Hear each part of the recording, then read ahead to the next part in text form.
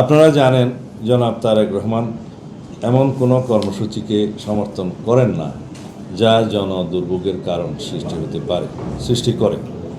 তিনি ইতিমধ্যে তার স্বদেশ প্রত্যাবর্তনের দিনে লন্ডন হিথ্রো বিমানবন্দরে প্রবাসী নেতা কর্মী সমর্থকদের উপস্থিত হতে নিষেধ করেছেন।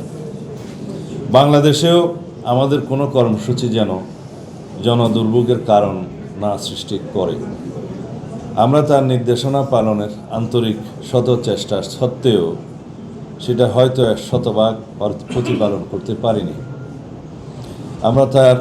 তিনি স্পষ্ট নির্দেশনা দিয়েছেন, তিনি বিমানবন্দর থেকে সরাসরি তার চিকিৎসাধীন গুরুতর অসুস্থ মা, বাংলাদেশের অভিভাবক দেশনেত্রী বেগম খালেদা জিয়াকে দেখতে হাসপাতালে যাবেন। যেতে চান তার পিতা মহান স্বাধীনতার ঘোষক শহীদ জিয়ার মাজার জিয়ারতে, যেতে চান ভাইয়ের কবরের পাশে। জনদুর্ভোগ পরিহার করতে তিনি সরকারি ছুটির দিনকে তার প্রত্যাবর্তনের দিন হিসেবে নির্ধারণ করেছেন। এমন একটি দিন নির্বাচন করেছেন যার পরপর 2 দিন সরকারি ছুটি, সব মিলিয়ে টানা 3 দিনের ছুটি। তার নির্দেশনা প্রতিপালন করতে যে জনদুর্ভোগের বিষয় মাথায় রেখে আমরা রাজধানীর কেন্দ্রীয় কোনো স্থানে যেমন সোহরাওয়ার্দী উদ্যান বা মানিক মিয়া এভিনিউকে আমাদের কর্মসূচিতে অন্তর্ভুক্ত করিনি। রাজধানীর এক পাশে অপেক্ষাকৃত কম জনাকীর্ণ ও 300 ফুট প্রশস্ত 36 জুলাই মহাসড়কের শুধুমাত্র এক পাশের সার্ভিস লেনকে অতি সংক্ষিপ্ত এক গণ অভ্যর্থনা হিসাবে নির্ধারণ করেছে।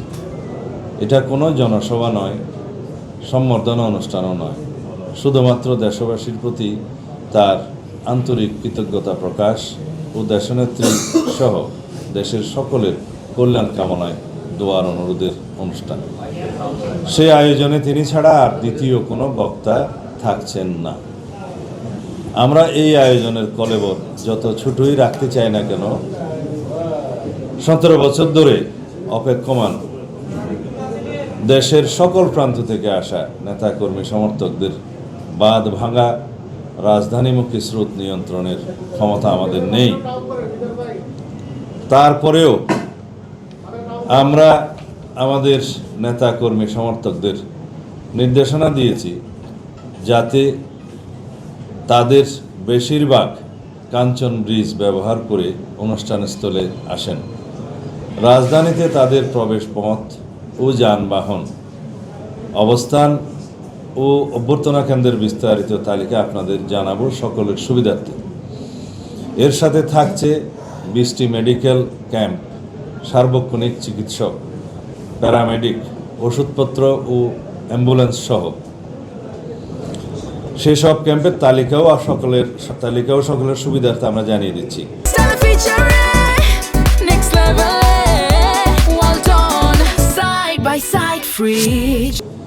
এছাড়াও মঞ্চের কাছাকাছি 6 শয্যার একটা ফিল্ড হাসপাতালও থাকবে, আইসিইউ, অ্যাম্বুলেন্স সহ।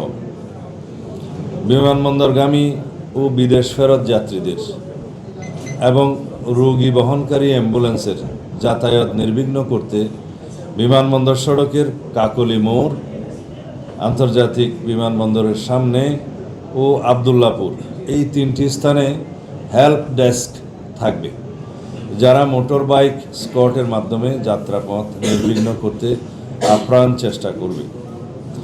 ঢাকা মহানগর দক্ষিণের বিভিন্ন পয়েন্ট দিয়ে আগত গাড়িসমূহের পার্কিংয়ের স্থান সায়েদাবাদ অভ্যর্থনা কেন্দ্র, ডেমরা স্টাফ কোয়ার্টার পয়েন্ট দিয়ে প্রবেশ করা গাড়ি সায়েদাবাদ বাস টার্মিনালে পার্কিং করবে।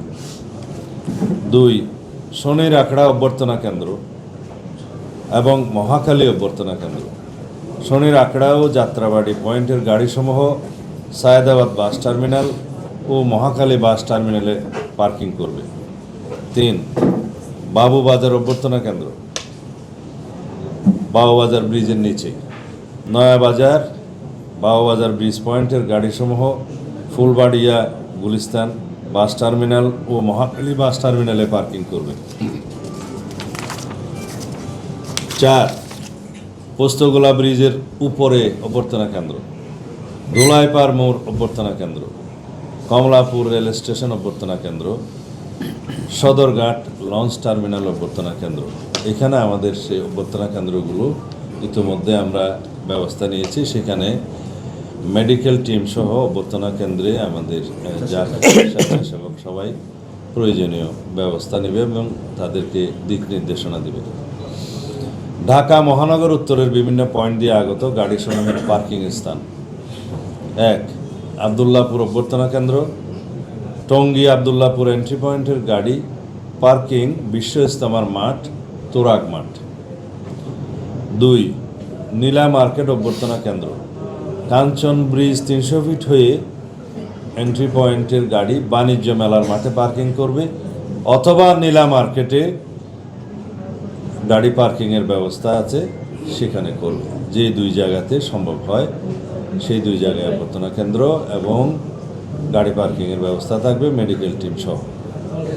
দিয়াবাড়ি অভ্যর্থনা কেন্দ্র, গাবতলী এন্ট্রি পয়েন্টের গাড়ি বেড়িবাঁধ হয়ে উত্তরা দিয়াবাড়ি গরুরহাট 17 নম্বর সেক্টরে পার্কিং করবে। চীন মৈত্রী হলের পাশে বাণিজ্য মেলার মাঠ অভ্যর্থনা কেন্দ্র, বসিলা মোহাম্মদপুর হয়ে আসা গাড়ি পার্কিং চীন মৈত্রী হলের পাশে বাণিজ্য মেলার মাঠে হবে। মহাখালী বাস টার্মিনাল অভ্যর্থনা কেন্দ্র, বিমানবন্দর রেল স্টেশন অভ্যর্থনা কেন্দ্র। এগুলো আমাদের অভ্যর্থনা কেন্দ্র, গাড়ি পার্কিং এবং মেডিকেল সার্ভিসের সুবিধা সহ এই তালিকাটা আপনাদের সামনে প্রদান করলাম।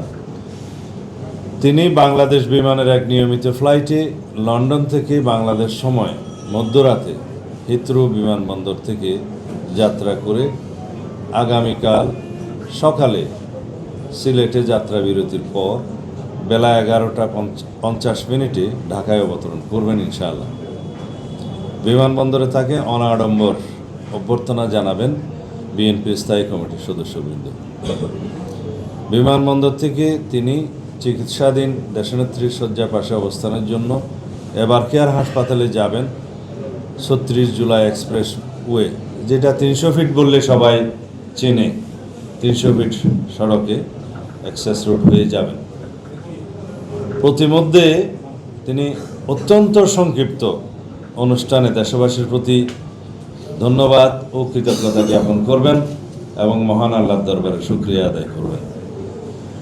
আমরা জানি আমাদের শত চেষ্টায়ও প্রিয় নেতাকে একবার দেখার দুর্নিবার আকর্ষণে 17 বছর ধরে অপেক্ষমান দেশের সকল প্রান্ত থেকে আসা লক্ষ লক্ষ জনতার রাজধানীমুখী জনস্রোত প্রশমনের সাধ্য আমাদের নেই।